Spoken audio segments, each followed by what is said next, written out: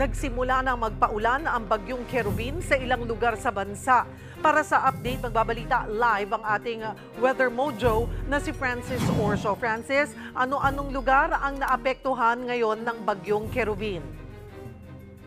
Cheryl, kung kailan nga magpapasko sa humabol itong bagyong Kerubin sa ilang probinsya sa Visayas at Mindanao. Sa pinakahuling ulat ng Pag-asa, nasa layong 195 kilometers silangan ng Hinatuan, Surigao del Sur ang sentro ng bagyong Kerubin. Habang taglay nito ang lakas ng hangin na 45 kilometers per hour at pagbugso na umaabot sa 55 kilometers per hour. Itinaas naman na ang Tropical Cyclone Wind Signal number 1 sa lalawigan ng Surigao del Sur. Pero tandaan na yan ay para lamang sa lakas at epekto ng pagbugso ng hangin.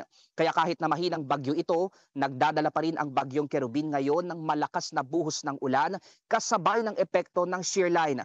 Apektado ng heavy to intense rainfall o matinding buhos ng ulan na aabot sa 200 millimeters ang mga probinsya ng Surigao del Norte, Surigao del Sur, Dinagat Islands at Northern at Eastern Samar. Kaya pinapayuhan ang mga kapatid natin na maging alerto sa banta ng pagbaha at pagguho ng lupa. Base sa track and intensity forecast, mananatili ang lakas ng bagyo buong araw ngayong Miyerkules habang posibleng maging low pressure area na lamang ito bukas. Pero paglilinaw ng Pag-asa na huwag pa kampante dahil hindi pa nakikitang malulusaw ito. Kikilos kasi ito patungong West Philippine Sea kung saan pwede itong humugot muli ng lakas para maging bagyo. Cheryl, una nang sinabi ng Pag-asa Climatology Division na posibleng ito na ang panghuling bagyo sa bansa hanggang matapos ang taong 2024. Pero sinabi nila na kahit na ito na ang pinakapanghuling bagyo sa bansa, pwede pa ring makaranas ng mga malalakas na buhos ng ulan dahil sa iba pang weather systems. Cheryl?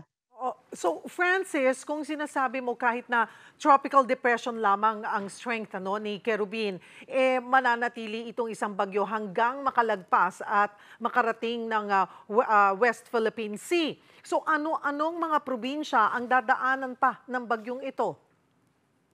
Cheryl, nakikita natin na posibleng humina nga ito sa low pressure area pero kahit maging LPA na siya, Cheryl, kikilos nga ito patungong West Philippine Sea at yung mga probinsyang maaring makaranas pa rin ng malalakas na buhos ng ulan kasi nakikita natin na up to 200 millimeters yung ulan na maaring maging dala nito kasabay ng shear line. Yung mga probinsya yan, halimbawa sa may Northern Mindanao, yung Caraga region, dito sa may ilang bahagi ng Misamis Oriental or sa iba pang bahagi naman ng Southern Visayas, including yung sa may Cebu provinces, hanggang sa makatawid din dito sa may bahagi ng Southern Palawan dahil yan yung mga areas na posibleng makaranas pa ng mga pag-uulan dahil nga sa epekto nitong tropical depression Kerubin at ng shear line, Cheryl. So maliban sa shear line at itong tropical depression Kerubin, may iba pa bang weather systems na nagdudulot ng pag-ulan? Ano rin ang maaasahan na panahon sa buong bansa sa mga susunod na araw? Cheryl, bukod dito sa bagyong Kerubin at ang shear line, nakikita rin natin yung patuloy na epekto ng northeast monsoon, yung malamig at yung hangin na nakakaapekto dito sa mahilagang bahagi ng Mindanao. Pero o hilagang bahagi ng Luzon. Pero itong northeast monsoon ay maaring magdala rin ng mga pag-uulan lalo na sa may Cagayan Valley at ilan pang bahagi ng northern Luzon. At posible din yung mga localized thunderstorms o yung mga mauulap na panahon at maaring magdala ng mga pag-uulan dito sa ilang bahagi ng bansa including Metro Manila, Cheryl. Maraming salamat, Mobile Journal, Francis Orso.